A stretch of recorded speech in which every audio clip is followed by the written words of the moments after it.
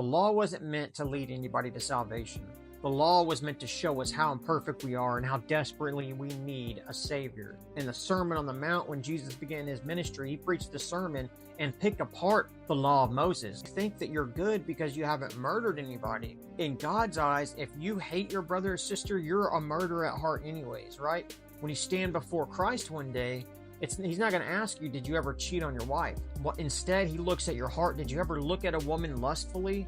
Well, then you committed adultery on your wife, right? It's not an eye for an eye and a tooth for a tooth like the law says. Jesus says, I say to you, rather love your enemies and pray for those that persecute you. Jesus says, no, to be perfect, you have to go beyond what these outward things that you assume that the law was talking about, and go inside to your heart and say, you know what? It doesn't matter what I do outwardly. I can't fool God.